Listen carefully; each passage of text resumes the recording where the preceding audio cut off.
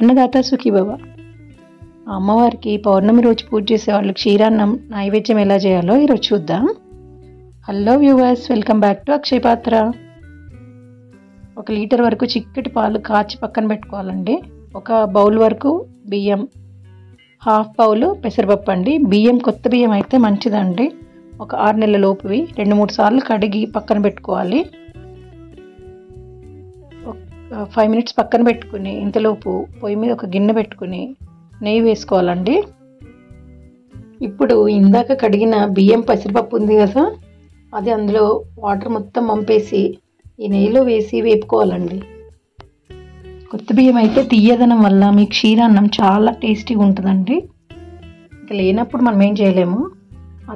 ఆ మాత్రం తడి కూడా లేకుండా మొత్తం ఆరిపోయే వరకు వేయించి, ఇప్పుడు మనం ఇందాక కాచి పెట్టుకున్న లీటర్ పాలలో 1/2 లీటర్ వేయాలండి. ఫస్ట్ పొంగిపోతుంది కనుక పాలల్లోనే ఉడుకుతుంది. ఇప్పుడు చక్కగా ఒక 20 మినిట్స్ పడుతుందండి. ఇంకా ఇంతలోపు పొయ్యి మీద ఇంకో గిన్నె పెట్టుకుని నెయ్యి వేయాలండి. కాజు వేయించి పక్కన పెట్టుకోవాలి. ఎండు కొబ్బరి వేస్తే చాలా బాగుంటుందండి. నేను ఎండు కొబ్బరి చిన్నగా కట్ చేసి వేసాను. అది ఎప్పుడైనా చక్కెర పొంగల్కైనా క్షీరాన్నంకైనా చాలా టేస్టీగా ఉంటుంది. మీరు కూడా ట్రై చేయండి. ఇంకా నేను బాదం కూడా వేసానండి. వీటితో ఏంటంటే ఇంకా కొంచెం టేస్ట్ అనేది యాడ్ అవుతుంది. బాదం కూడా చిన్నగా కట్ చేయాలండి. అలాగే వేసే కంటే కట్ చేసి వేసినవి బాగుంటాయి. చివరిన కిస్మిస్ వేస్తున్నాను. ఇవి ఎంత ఎక్కువసేపు పట్టదండి. అలా వేసి తీసి పక్కన పెట్టుకోవాలి. ఇంతలోపు మనకు అన్నం ఉడికిపోయింది. ఇంకొన్ని పాలు ఉంచుకున్నాం కదా, ఆయన్ని పాలు పోసేసాము.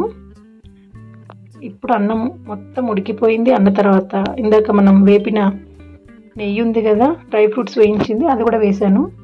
ఒక 2-3 సార్లు అప్పుడప్పుడు చెంచా నెయ్యి వేయాల్సిందే అండి. ఆ నెయ్యి పీల్చుకొని పాలలో ఉడికి భలే టేస్టీగా అవుతుందండి.